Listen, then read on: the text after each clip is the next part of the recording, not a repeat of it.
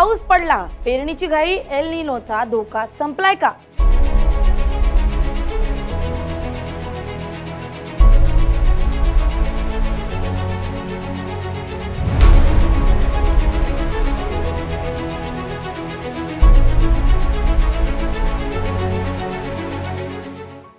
महाराष्ट्रात अनेक ठिकाणी जोरदार पावसानं हजेरी लावली आहे. त्यामुळे शेतकऱ्यांमध्ये सध्या आनंदाचं वातावरण पाहायला मिळत आहे.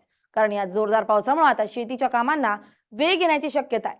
जून महिना संपत आला तरीही राज्यात पाऊस न बरसल्यानं पेरण्या रखडल्या आहेत. मात्र आता काही ठिकाणी जोरदार पावसानं हजेरी लावल्यानं शेतकरी पेरणीत व्यस्त पाहायला मिळतात.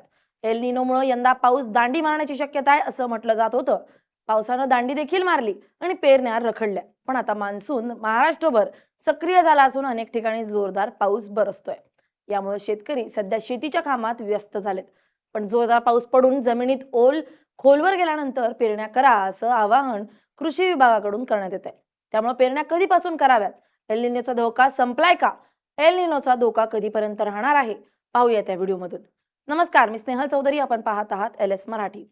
जून महिना संपत आलाय तरीही पाऊस न बरसल्यानं शेतकऱ्यांचे डोळे आभाळाकडे लागले होते. पाऊस कधी पडतो या चिंतेत शेतकरी पाहायला मिळत होते. मात्र आता मान्सूननं पुन्हा गती घेतली आहे. चातक पक्षासारखी पावसाची वाट पाहणाऱ्या शेतकऱ्यांच्या चेहऱ्यावर आता हसू उमटलंय. हवामान खात्यानं स्पष्ट केलंय की 23 जून पासून मान्सून संपूर्ण महाराष्ट्रात पूर्णपणे सक्रिय होईल आणि 23 ते 25 जून दरम्यान कोकण, मध्य महाराष्ट्र आणि विदर्भाच्या काही भागात मुसळधार पाऊस पडेल.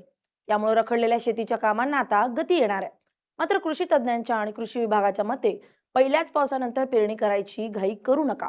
आधीच्या कोरड्या कालखंडामुळे जमिनीतील ओल जास्त वेळ टिकणार नाही. जोपर्यंत सलग 2 ते 3 दिवस चांगला पाऊस होऊन जमिनीत ओल 6 ते 7 इंच खोल जात नाही तोपर्यंत पेरणी करू नये. कृषी विभागानं स्पष्ट सल्ला दिला आहे की जुलैच्या पहिल्या आठवड्यात पेरणी करणं पिकांच्या उगवणीसाठी सर्वात सुरक्षित राहील. जर पाऊस पडल्याच्या आनंदात शेतकऱ्यांनी पहिल्या दुसऱ्या पावसानंतरच पेरण्या उरकायचा प्रयत्न केला आणि त्यानंतर पावसानं पुन्हा दांडी मारली तर बियाणं मातीतच सडेल किंवा आलेला कोंब सुकून जाईल. म्हणजे शेतकऱ्यांवर पुन्हा दुबार पेरणीचं संकट ओढावेल.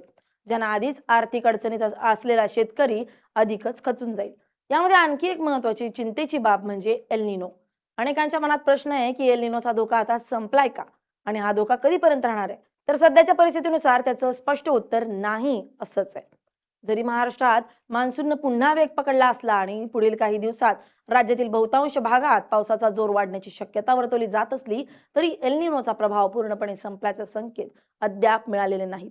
एल निनो जून ते ऑगस्ट पर्यंत सक्रिय राहण्याची शक्यता हवामान विभागाकडून वर्तवण्यात आली आहे.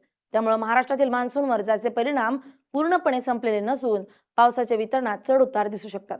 मात्र खूप दिवसांनंतर आता पावसानं हजेरी लावल्यानं शेतकऱ्यांमध्ये मोठ्या आनंदाचं वातावरण पाहायला मिळत आहे. काही ठिकाणी शेतकरी तर पावसात भिजत डान्स करताना पाहायला मिळालेत. पाऊस पडला आणि जणू शेतकऱ्यांसाठी दिवाळीचा सण झालाय असं दिसून येत आहे. कारण बळीराजाचं संपूर्ण जीवनच या पावसावर अवलंबून असतं. शेतीतून मिळणाऱ्या उत्पादनातून शेतकऱ्याला आपल्या मुलींचं लग्न करायचं असतं. याच पैशातून आपल्या कुटुंबाचे उपचार, मुलांचे शिक्षण करायचे असतात आणि इतर सर्व गोष्टी शेतकऱ्यांना कराव्या लागतात. तर काही शेतकऱ्यांना याच पैशातून मुलीच्या लग्नासाठी घेतलेलं कर्ज फेडायचं असतं. त्यामुळं शेतकऱ्यांसाठी मान्सूनमध्ये पडणारा पाऊस म्हणजे जीवन मरणाचा प्रश्न आहे. आपला देश देखील शेतकऱ्यांवरच अवलंबून आहे. जर शेतीमध्ये काहीच पिकलं नाही तर देशभरातील लोकांवर उपासमारीची वेळ येईल. त्यामुळे भारतात शेती खूपच महत्वाची आहे. मात्र आता पाऊस कसा बरसतो यावर सर्व अवलंबून आहे.